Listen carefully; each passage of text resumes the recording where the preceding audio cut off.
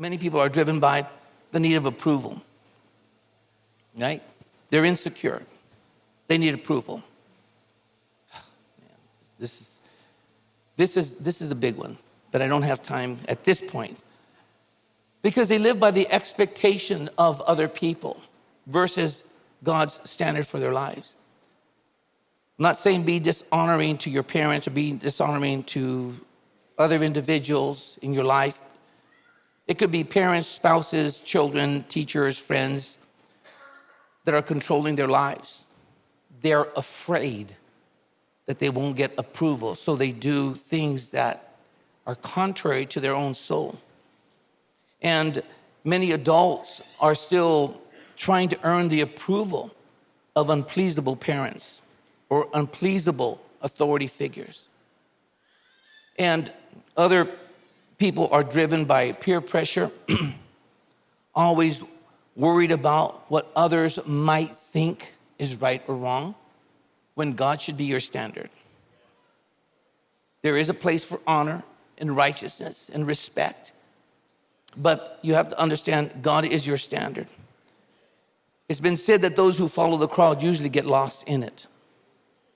So you have to, this is why sometimes the adjustment is reconsecrating your heart to the things that God has for you. Again, I repeat to you what it says in Luke 6, no man can serve two masters. If you're trying to get the approval of someone else because you don't care what God says about you, then you're serving the wrong master. And you may be in church. Well, the preacher started preaching. But here's what I want you to understand is that God not only wants you and I to refocus, he wants you and I to realign ourselves. Maybe he wants you and I to recalibrate.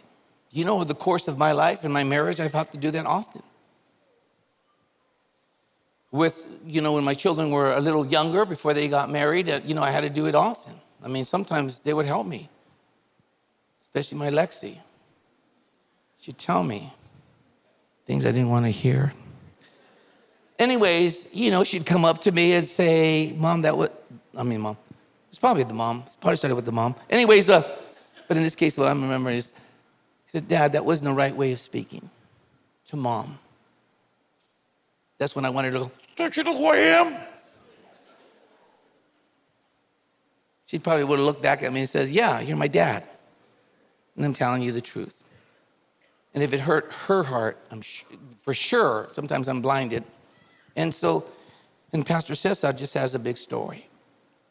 He's really helped us a lot. So the course correction, sometimes it's the little things that make a big difference in every year. He wants to crown your year with his goodness. And he wants to lead you on paths that drip with his abundance. The abundance could be more peace than you've ever had before, more joy you've ever had, more fulfillment in your marriage, maybe more time with your children, maybe, greater wisdom in the career path that you're struggling with right now. God's good at the outcome because he always brings in an income.